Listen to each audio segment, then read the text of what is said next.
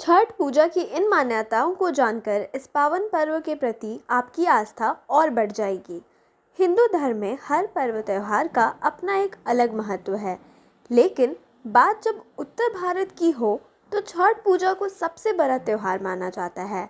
छठ व्रत भगवान भास्कर और छठी मैया की उपासना का पर्व है। इसके महत्व का अंदाज इसी बात से लगाया जा सकता है कि 4 दिनों तक होने वाला छठ पर्व केवल एक पर्व नहीं है, बल्कि महापर्व है। उत्तर प्रदेश और खासकर बिहार की अस्मिता से जुड़ा यह महापर्व आस्था का सबसे बड़ा उदाहरण है। हालांकि अब यूपी बिहार की सीमा से परे इस पर्व को पूरे देश में धूमधाम से मनाया जाता है। कार्तिक शुक्ल पक्ष की षष्ठी को मनाए जाने वाला छठ व्रत बांस से बने सूप, टोकरी, मिट्टी के बर्तनों, गन्ने, गुड़, चावल और गेहूं से बने प्रसाद और सुमधुर लोक गीतों से युक्त होकर लोक जीवन की भरपूर मिठास का प्रसार करता है। नहाय खाए से इसकी शुरुआत होती है, जो डूबते हुए और उगते सूरज को अर्घ्य देकर समाप्त होती है। वैसे तो यह पर्व साल में 2 बार मनाया जाता है, लेकिन कार्तिक छठ का अपना एक विशेष महत्व है।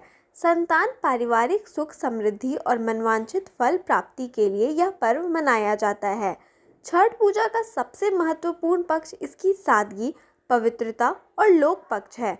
छठ पर्व को किसने शुरू किया और क्या है इसकी ऐतिहासिक और पौराणिक महत्व, इसके पीछे कई कहानियाँ और मान्यताएं प्रचलित है। तो चलिए इस आस्था के सागर में डुबकी लगाते हैं। सूर्य की उपासना और राजा प्रियव्रत दंपति को संतान प्राप्ति। एक कथा के अनुसार राजा प्रियव्रत को कोई संतान नहीं थी।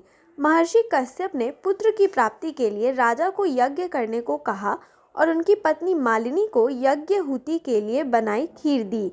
इससे रानी को पुत्र तो हुआ, पर वो मर गया। प्रियव्रत पुत्र के शव को लेकर शमशान गए और पुत्र वियोग में प्राण त्यागने की ठान ली। तभी सृष्टि की मूल प्रवृत्ति के छठे अंश से उत्पन्न हुई भगवान की मानस पुत्री देवसेना प्रकट हुई और राजा से कहा कि उनकी पूजा करने से संतान सुख की प्राप्ति होगी। राजा प्रियव्रत और रानी मालती ने देवी षष्ठी का व्रत किया और उन्हें पुत्र की प्राप्ति हुई और तभी से छठ पूजा शुरू हुई।